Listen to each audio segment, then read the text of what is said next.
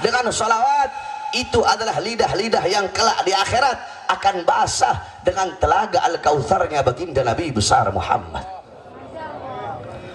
Apalagi kita duduk di sini membaca maulid, membaca sejarah Nabi Muhammad, membaca tarikh Nabi Muhammad, sirah Nabi Muhammad yang dipimpin oleh Habib Hashim Al-Haddad. Saudara-saudara, setiap dibacakan maulid Nabi Muhammad, maka di situ Nabi Muhammad SAW hadir. Rasulullah hadir ketika dibacakan maulid. Akan tetapi karena terlalu banyak kedua mata kita berbuat dosa, terlalu banyak kedua mata kita bermaksiat, terlalu tebal dinding penghalang sehingga kedua mata kita tidak bisa melihat hadirnya baginda Nabi besar Muhammad sallallahu alaihi wasallam. Saudara-saudara, ada satu daerah yang dimana setiap bulan Maulud di daerah tersebut orang-orang berbahagia, bergembira dengan lahirnya Nabi Muhammad sallallahu alaihi wasallam, sampai-sampai mereka menembakkan senjata. Kalau kita pakai petasan, kalau di sana mereka pakai senjata. Saking bergembira, berbahagia merayakan kelahiran Nabi Muhammad sambil mereka membaca maulid Nabi Muhammad. Nah, ketika mereka sedang menembakkan senjata mereka, tiba-tiba ada satu buah peluru yang nyasar di kepalanya seorang anak kecil yang orang tuanya beragama Nasrani. Maka tiba-tiba orang tuanya membawa anaknya ke rumah sakit, saudara-saudara. Ketika dibawa ke rumah sakit, dokter angkat tangan. Kata dokter, pelurunya ini sedikit lagi pelurunya akan menembus otak sehingga anak tersebut nyawanya tidak tertolong. Anak tersebut tidak bisa diselamatkan. Tiba-tiba ibu dari anak ini berkata, dia berteriak di rumah sakit, "Wahai Muhammad, di mana engkau?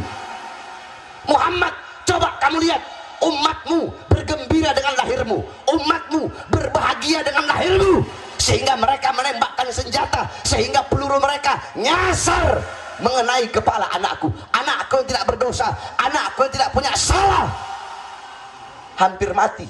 Bentar lagi anakku akan mati karena perbuatan umatmu yang membaca maulidmu. Saking senangnya, saking gembiranya, mereka menembakkan senjata. Tanggung jawab engkau, wahai Muhammad." Tiba-tiba ibu dari anak tersebut keluar dari kamar operasi. Ketika dia keluar, ketika dia mau masuk lagi, tiba-tiba anaknya berkata, "Oh, kemana engkau?" Anaknya bangun dari komanya, anaknya udah hampir mati. Tiba-tiba bangun, saudara-saudara. "Mau kemana engkau? Mau kemana engkau? Jangan pergi, jangan pergi." Ibunya berkata, "Siapa?" "Tadi Muhammad datang ke sini, dia elus kepalaku, wahai ibu." Anak yang mau mati tersebut, Rasulullah datang mengelus kepalanya, saudara-saudara. Yakni Rasulullah tidak akan pernah membiarkan umat yang selalu membaca maulidnya dalam keadaan susah, dalam keadaan menderita. Rasulullah hadir ketika dibacakan maulidnya. Terus kenapa kita tidak bisa melihat hadirnya Rasulullah? Karena terlalu banyak, terlalu tebal penghalang dari kedua mata kita, sehingga kita tidak bisa melihat hadirnya baginda Nabi besar Muhammad sallallahu alaihi wasallam. Oleh karenanya, saudara-saudaraku sekalian yang dimuliakan oleh Allah Subhanahu wa taala, pulang dari ini majelis, jadikan Nabi Muhammad sebagai teladanmu, sebagai uswahmu, sebagai gutuahmu, teladanmu, pedomanmu, idolamu dalam kehidupan sehari-hari. Hidupkan engkau punya rumah tangga dengan pendidikan Nabi Muhammad, dengan ajaran Nabi Muhammad, akhlak Nabi Muhammad, adab Nabi Muhammad.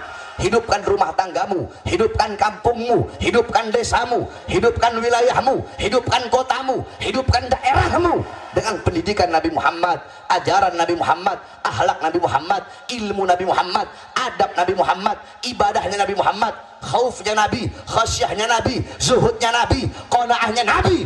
Sebab tidak ada pendidikan yang lebih mulia selain daripada pendidikan baginda Nabi besar Muhammad sallallahu alaihi wasallam. Kita banyak anak-anak muda zaman sekarang, pemuda-pemudi zaman sekarang, semakin hari kita semakin jauh dari ajaran baginda Nabi besar Muhammad sallallahu alaihi wasallam. Yang kalian jadikan teladan, yang kalian jadikan pedoman, bukan Nabi Muhammad, bukan para sahabat, bukan para tabi'in, bukan para tabi'in tabi'in, bukan orang soleh.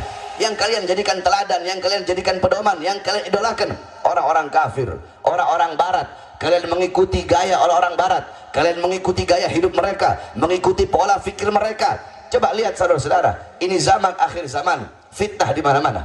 kerusakan di mana-mana, maksiat di mana-mana, perbuatan dosa di mana-mana. Saudara-saudara, laki dan perempuan di pinggir jalan telanjang, laki dan perempuan pacaran, laki dan perempuan mereka pacaran di pinggir jalan, mereka zina di pinggir jalan, perzinahan di mana-mana, pelacuran di mana-mana, mabuk di mana-mana, narkoba di mana-mana. Orang-orang mempertontonkan perbuatan dosanya, orang-orang mempertontonkan perbuatan maksiatnya. Bahkan banyak anak-anak zaman sekarang, mau di kota-kota atau di desa-desa, mereka ditanya siapa Nabi Muhammad, mereka tidak kenal. Saudara-saudara, mereka tidak kenal Islam, tidak kenal iman, tidak kenal Quran.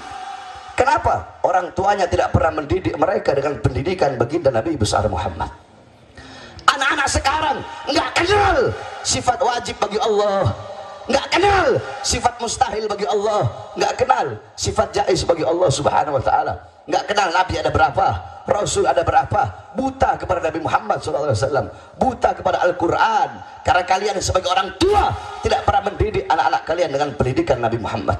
Lihat anak-anak zaman sekarang, anak SD zina, SMP zina, SMA zina, anak-anak SMA melahirkan di dalam sekolahnya. Saudara-saudara, paling banyak tidak perawan, paling banyak nggak perawan anak-anak sekolah SD, SMP, anak SD udah nggak perawan banyak zaman sekarang. Saudara-saudara, kalian bapak-bapak zaman sekarang, kalian sebagai bapak-bapak, pagi, siang, sore, malam, kalian keluar dari rumah cari apa? Cari uang, cari nafkah untuk memberi makan jasmani anak-anak kalian.